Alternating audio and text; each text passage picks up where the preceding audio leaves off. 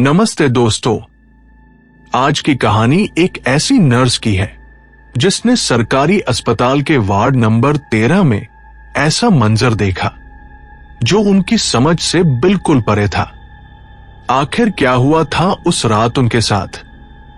आज मैं आपको उनकी आपबीती सुनाने जा रहा हूं। तो चलिए शुरू करते हैं 13 नंबर वार्ड अस्पताल का रहस्य, सिर्फ स्कैरी इनसाइड हिंदी पर। मेरा नाम नेहा है और ये बात तब की है जब मैं एक नई इंटर्न नर्स के रूप में अपनी ट्रेनिंग कर रही थी। मैं एक छोटे शहर के बड़े सरकारी अस्पताल में ड्यूटी करती थी। अस्पताल पुराना था, बड़े हॉल जैसा, जिसमें हर तरफ से सूखे पेंट की गंध और दवाइयों की खुशबू मिलकर एक अजीब सा माहौल बना देती थी। दिन के समय ये अस्पताल सामान्य लगता था, लेकिन जैसे ही शाम होती वहां का माहौल धीरे धीरे बदलने लगता और रात होते होते पूरा माहौल खौफनाक हो जाता था। शुरू के कुछ महीने मेरी ट्रेनिंग चली, इसीलिए मेरी ड्यूटी दिन के समय थी और ट्रेनिंग खत्म होने के बाद भी सब कुछ सामान्य तरीके से चल रहा था। पर एक दिन मेरे सीनियर ने मुझे बताया कि मेरी ड्यूटी का समय बदलकर नाइट शिफ्ट का कर दिया गया है। मुझे कुछ समझ नहीं आया कि ऐसा क्यों किया गया और मैंने मेरे सीनियर से रिक्वेस्ट भी की, पर उसका कुछ फायदा नहीं हुआ। बाद में मैंने सोचा कि अगर मैंने नाइट शिफ्ट में काम करने से मना कर दिया तो मेरी नौकरी खतरे में पड़ सकती है, इसलिए मैं मान गई। मैंने अगले दिन से ही नाइट शिफ्ट में काम शुरू कर दिया। वहां पर मेरी एक अंजलि नाम की नर्स से पहचान हुई। वह सीनियर नर्स थी और 3 साल से उसी हॉस्पिटल में काम कर रही थी। धीरे धीरे वो मेरी अच्छी दोस्त बन गई और मैं ज्यादा वक्त अंजलि के साथ ही बिताने लगी। एक रात हॉस्पिटल के कैंटीन में बैठकर हम दोनों बातें कर रहे थे। तभी मैंने अंजलि से 13 नंबर वार्ड के बारे में पूछ लिया कि क्यों वो वार्ड हमेशा बंद रहता है और किसी को भी आज तक वहां जाने की परमिशन नहीं मिली। ये सुनकर वो पहले शॉक हो गई और मुझ पर गुस्सा करते हुए बोली, नेहा, मेरी एक बात हमेशा याद रखना, ड्यूटी के दौरान कभी भी 13 नंबर वार्ड में जाने की सोचना भी मत, चाहे कुछ भी हो जाए, समझी? मैंने हैरानी से पूछा, पर क्यों?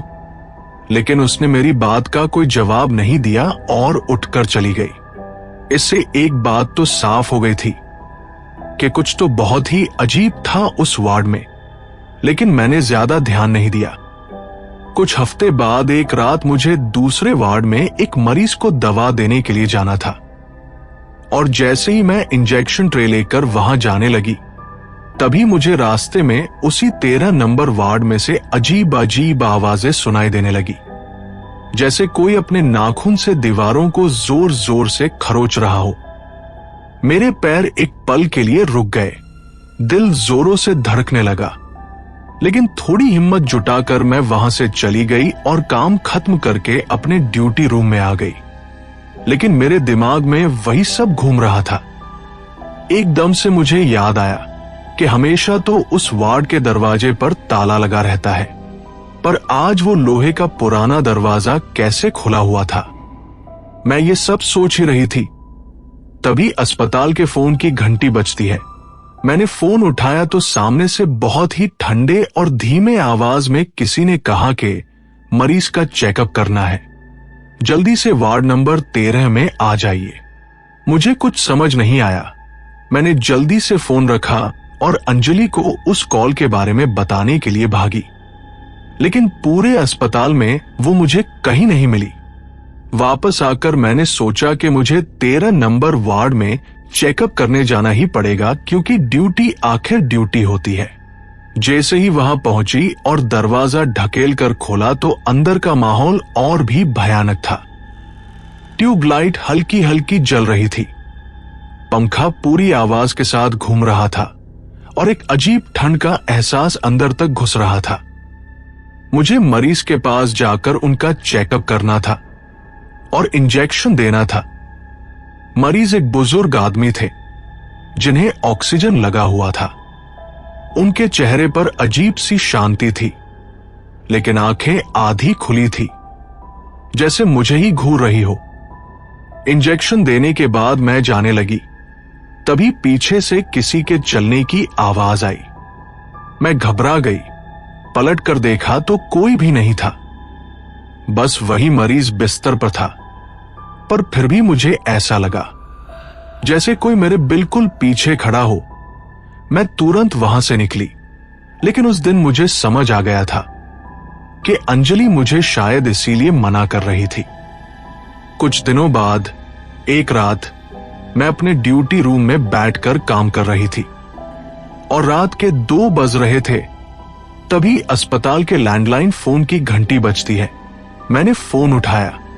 सामने से आवाज आई, 18 नंबर वार्ड के मरीज का ऑक्सीजन खत्म होने वाला है, जल्दी से आकर चेंज कर दीजिए। मैं तुरंत वहां जाने के लिए उठी और 13 नंबर वार्ड से कुछ दूरी पर पहुंची ही थी कि तभी कॉरिडोर की लाइट्स अपने आप बंद चालू होने लगी। मैं धीरे धीरे आगे बढ़ रही थी। जैसे ही मैं 13 नंबर वार्ड के करीब पहुंची तो मेरे कदम अपने आप रुक गए। तभी मैंने देखा कि उस कमरे का दरवाजा थोड़ा खुला हुआ था और कमरे के अंदर की लाइट भी अपने आप ही बंद चालू हो रही थी। मैं कुछ समझ नहीं पाई। ऐसा लग रहा था कि किसी ने मुझे हिप्नोटाइज कर दिया हो। मैं जल्दी से अंदर चली गई। अंदर का माहौल बहुत ज्यादा खौफनाक था और कमरे का तापमान ठंडा हो चुका था। हर तरफ दीवारों पर जलने के निशान थे और कहीं कहीं पर तो खून भी पड़ा हुआ था। मैंने देखा बूढ़े मरीज अब भी वही बिस्तर पर पड़े थे और उनके पास कोई डॉक्टर खड़े थे जिन्हें मैंने अस्पताल में आज से पहले कभी नहीं देखा था। मैंने देखा कि उन दोनों की आंखें थी ही नहीं, बल्कि उनकी जगह काले सुराख थे और उनकी वो शैतानी हंसी हड्डियां जमाने वाली थी। ये सब देखकर मेरी रूह कांप गई। मुझे लगा कि अब मैं यहां से जिंदा नहीं निकल पाऊंगी, लेकिन इतने में एक हाथ ने मुझे जोर से खींचकर उस वार्ड के बाहर फेंक दिया। मैंने पलट कर देखा तो वो अंजलि थी, जो उसी वार्ड के अंदर डॉक्टर के पास खड़ी थी और इतने में दरवाजा जल्दी से अपने आप बंद हो गया। मैं जल्दी से उठी और किसी को बिना बताए अपने घर चली आई। करीब 1 हफ्ते तक मेरी तबीयत बिल्कुल खराब रही। जैसे ही मेरी तबीयत थोड़ी ठीक हुई तो अगले ही दिन मैं अस्पताल आई और अंजलि के बारे में वहां के स्टाफ से पूछने लगी। पर हैरानी की बात तो ये थी कि किसी को भी उसके बारे में कुछ भी पता नहीं था और किसी ने भी उसे आज तक देखा नहीं था। मैंने मेरे कोलीग से पूछा कि ये कैसे हो सकता है, अंजलि तो हमेशा मेरे साथ ही रहती थी। तब उसने मुझसे कहा, तुम तो हमेशा अकेली ही रहती थी और कैंटीन में भी खुद से ही बातें करती रहती थी।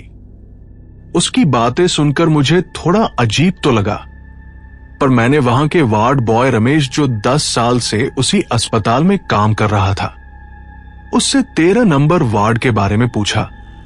पहले तो उसने मेरी बातों को टालने की कोशिश की, पर जब मैंने जोर देकर पूछा तो उसने बताया कि 2 साल पहले उस वार्ड के अंदर एक मरीज थे। उनका नाम श्यामलाल था। एक दिन अचानक पता नहीं कैसे शॉर्ट सर्किट होने से उस वार्ड में आग लग गई और मरीज को बचाने के चक्कर में डॉक्टर आकाश और उनकी नर्स अंजलि की भी आग में जलने से मौत हो गई।